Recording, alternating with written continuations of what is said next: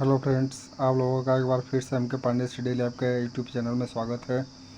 आज हम लोग अमांडा जो कि क्लास 10th का 4th चैप्टर है उसका हिंदी एक्सप्लेनेशन देख रहे थे। आज उसका ये पार्ट 2 है। ठीक है, पहले पार्ट में हम लोगों ने को अच्छे से पढ़ा 2 स्टांजा को। अब हम तीसरा स्टांजा करने आ रहे हैं। देखिए है क्या इसमें। I am N orphan roaming the street. अब इस पैराग्राफ में अमांडा ये विश करती है कि यदि मैं क्या होती, एक अनाथ होती। Roaming the street. Roaming means orphan means होता है अनाथ, रोमिंग होता है भटकना। द तो आपको पता ही आर्टिकल है, स्ट्रीट मतलब गलियों में। कहाँ भटकती है? गलियों में। I pattern soft dust with my host bare feet. मैं आपको जैसा बताया ना कि मैं एक एक वर्ड का हिंदी मीनिंग आपको बताऊंगा। तो देखो, आपको एक वर्ड का बताऊंगा। आई पैटर्न मतलब आकृति बनाना, सॉफ्ट मतलब नर्म, डस्ट मतलब धूल, with my host, host means शांत, बेयर फीट मैं अपने शांत नंगे पैरों से धूल पर क्या बनाती? आकृति बनाती।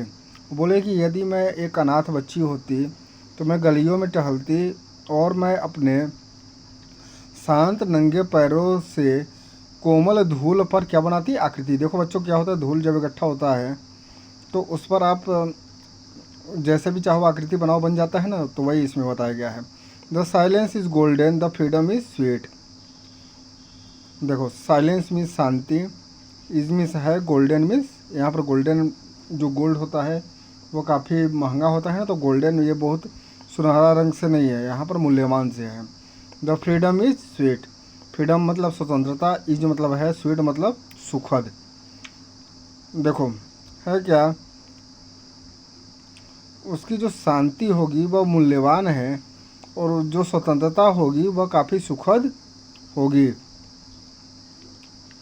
अर्थात वह शांति अपने जीवन में और स्वतंत्रता चाहती है।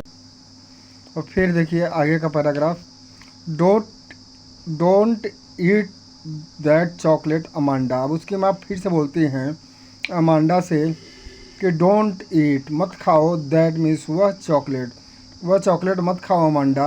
Remember your acne Amanda. Acne means मुहासे। अपने मुहासों को याद करो। रिमेंबर मतलब याद करो। योर मतलब तुम्हारे, एस्ने मीन्स मुहासे। अपने मुहासों को याद करो। Will you please look at me when I am speaking to you.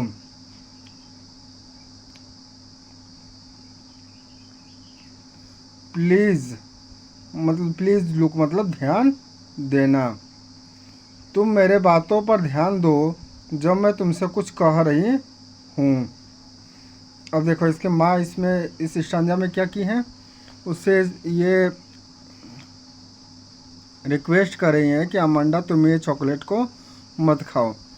क्यों? क्योंकि उससे जो मुहासे हैं वो उससे तेज निकलने लगेंगे। और बोल रही हैं कि जब मैं तुमको समझा रही हूँ तो तुम मेरे बातों पर ध्यान दो। ठीक है बच्चों, वो बोल रही हैं कि उसकी अपेक्षा उनके बातों को वो टाले ना, बल्कि उनके बातों को वो ध्यान दे। अब अगले स्टैंडर्ड में देखिए। I am Rapunzel. अब वो रपेंजल की तरह अपने आप को सोचती है, एज्यूम करती है। आई हैव नॉट अ केयर। अब वह रपेंजल की तरह खुद को सोचती है कि मैं क्या होती? रपेंजल होती।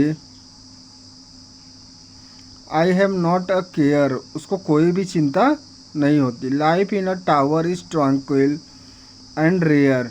यहाँ पर देखिए, ट्रंक्विल मीन्स होता है बेटा शांत, और रेयर मीन्स होता है अनोखा। वह किसी ऊंची मीनार पर रहना चाहती जहाँ जीवन शांत और अत्यधिक अच्छा होता। लाइफ इन अ टावर, जीवन उसका कहाँ होता? टावर पर। कैसा होता? शांत होता और अनोखा होता। I shall certainly never let down my bright hair.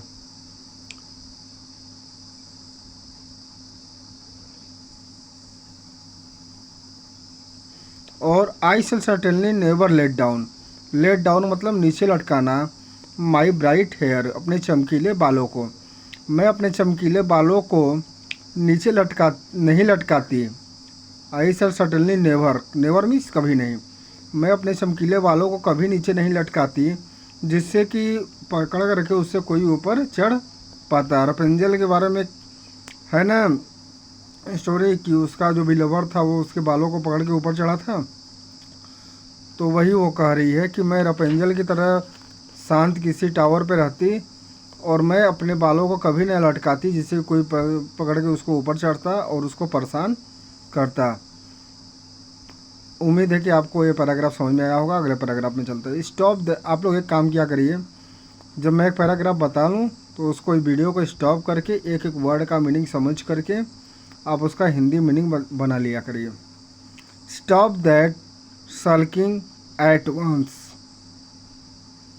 Amanda, अब उसकी माँ बोलती हैं स्टॉप दैट सल्किंग। सल्किंग मतलब उदास होना। अब उदास होना स्टॉप मतलब बंद कर दो। You are always so moody. Moody, moody मतलब होता है बदलते मूड वाला। तुम हमेशा कैसी रहती हो? बदलते मूड वाले की तरह रहती हो, मतलब तुम्हारा मूड जो है हमेशा बदलता रहता है। Anyone would think that I nagged at you.